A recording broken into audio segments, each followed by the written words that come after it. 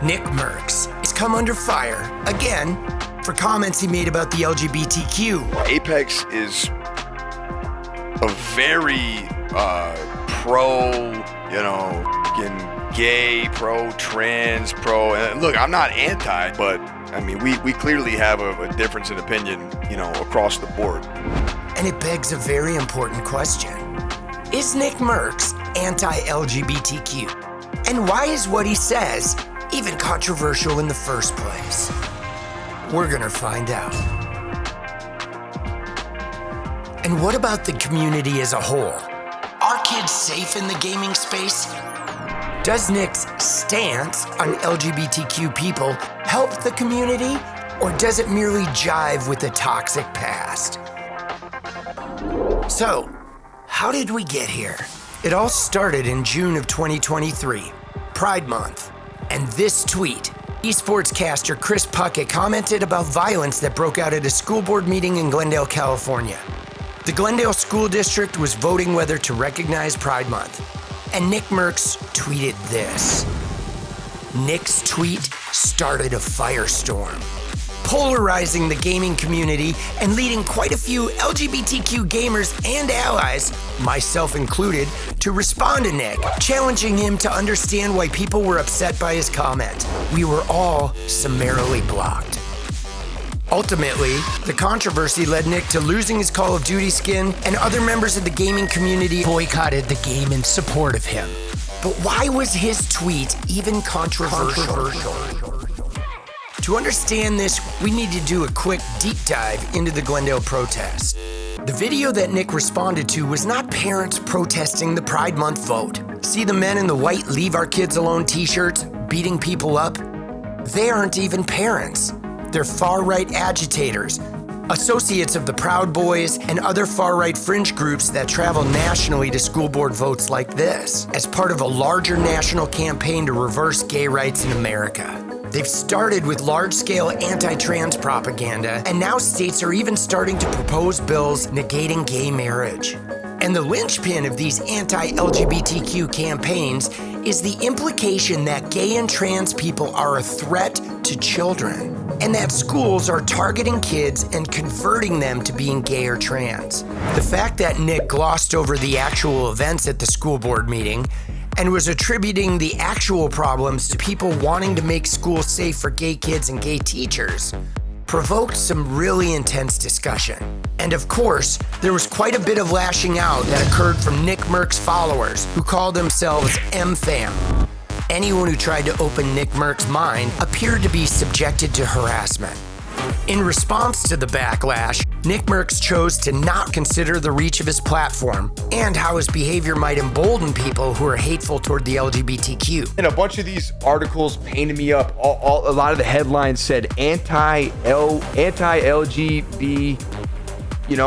That's what they said. That's what that comment was. It was anti. Every headline said that. Did you read them? I mean, full transparency. How do I put this? I gotta be very, very careful here. I didn't like what I was seeing, man.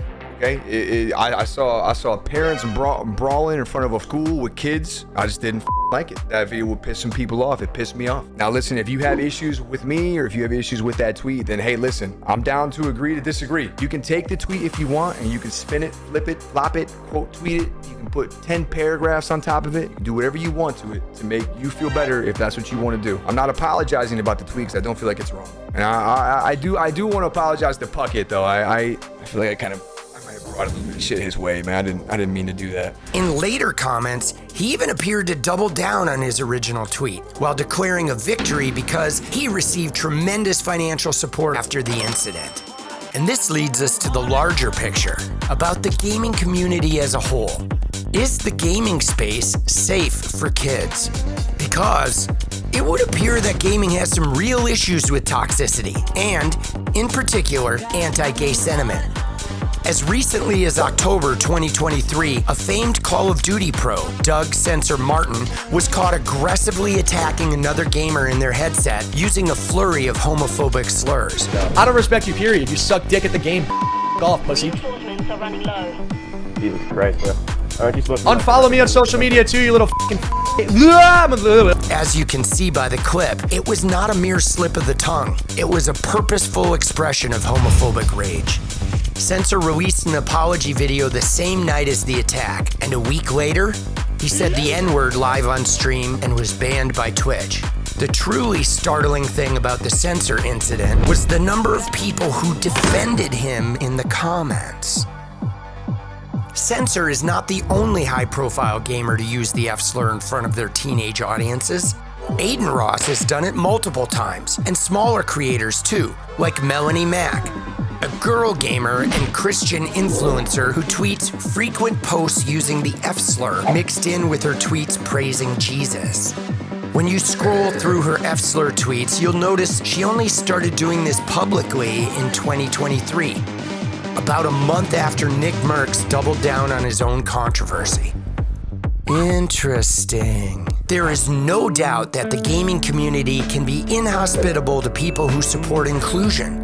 And there's even a meme about surviving a COD lobby that seems to not only acknowledge the existence of these toxic behaviors, but to almost take pride in them, as if allowing them to exist is some measure of being a man or being tough, which of course couldn't be further from the truth. And we can all be absolutely certain that Nickmercs, having survived a lifetime of COD lobbies, knows full well that this anti-LGBTQ sentiment is alive and well in the gaming community he represents.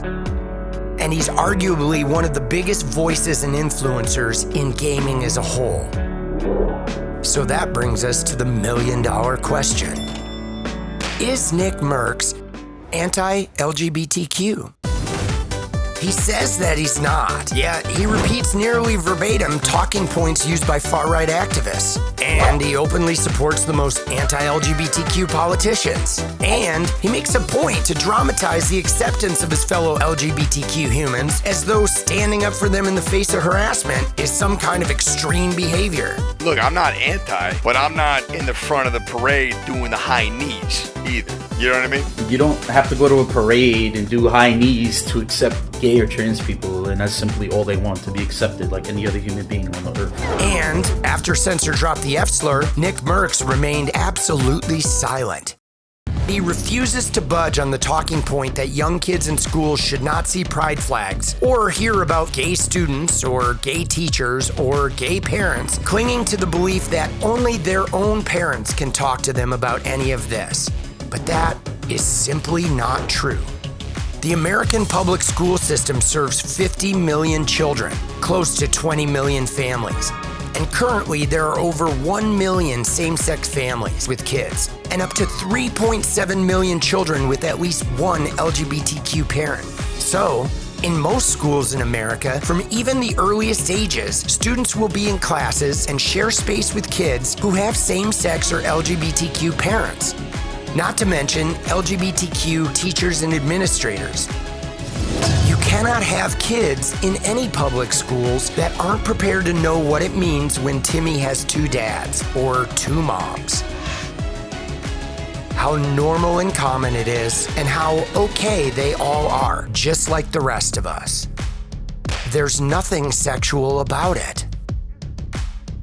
There's nothing sexual knowing the pride flag is a symbol of love and compassion for people who used to have no rights. It's a sign of progress. Otherwise, the kids in public schools might behave like Censor or Melonie Mac and call Timmy's dads the F-slur, a term that every kid of every age in the gaming community seems to know all too well, a term that many use all too often. A term that Nickmercs knows is more than common in his community. And though he insists that he cannot fathom kids learning about pride flags from anyone but their own parents, he appears to be totally okay with kids learning about illegal crypto gambling while watching their favorite streamer. As Nick signed a lucrative $10 million contract with Kick, another streaming service, funded by unregulated crypto gambling. Are you going to do gambling streams?